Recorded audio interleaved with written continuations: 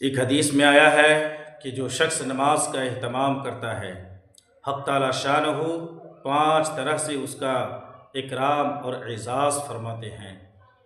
Number 1 ये कि उस पर से रिज़्क़ की तंगी हटा दी जाती है। नंबर 2 ये कि उससे अज़ाब क़ब्र हटा दिया जाता है।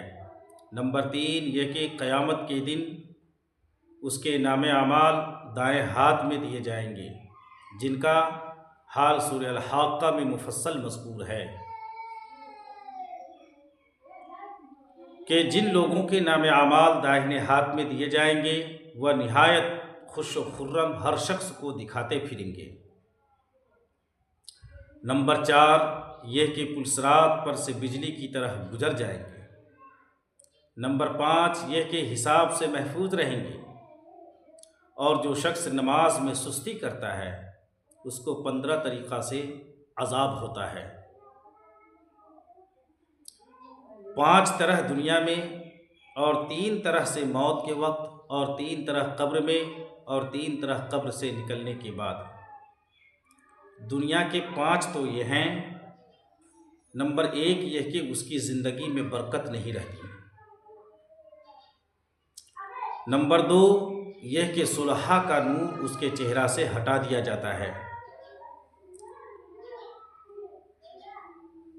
नंबर 3 यह कि उसके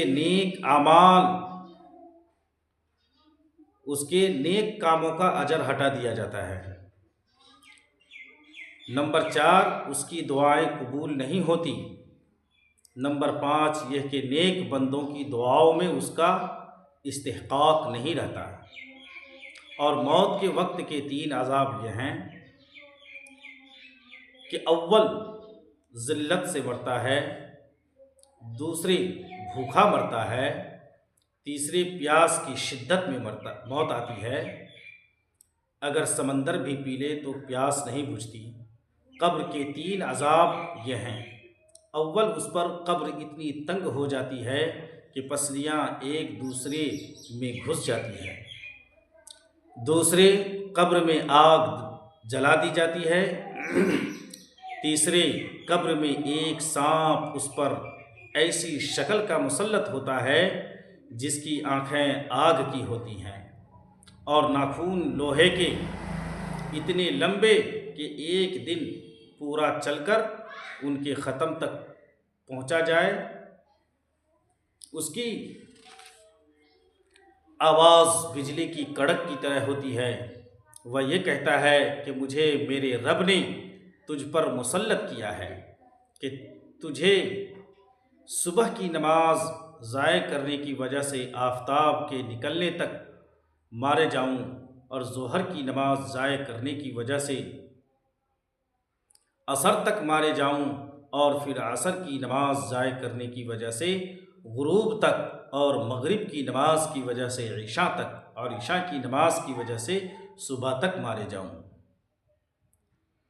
जब वह एक दफ़ा उसको मारता है तो उसकी वजह से वह मुर्दा 70 हाथ ज़मीन में धंस जाता है। इसी तरह क़यामत तक उसको अज़ाब होता रहता है। और कब्र से निकलने के बाद 3 अज़ाब ये हैं। नंबर 1 हिसाब सख्ती से किया जाएगा। नंबर 2 हक़ ताला शानहू उस पर गुस्सा होगा। नंबर 3 जहन्नुम में दाखिल कर दिया जाएगा। ये कुल मीज़ान 14 हुई। मुमकिन है कि 15वां भूल से रह गया हो। और एक रिवायत में यह भी है कि उसके चेहरा पर 3 सतरें लिखी हुई हैं। पहली सतर ओ अल्लाह के हक़ को ज़ाय करने वालों। दूसरे सतर ओ अल्लाह के गुस्सा के साथ मखसूस। तीसरे सतर जैसा कि तूने दुनिया में अल्लाह के हक़ को ज़ाय किया, आज तू अल्लाह की रहमत से मायूस है।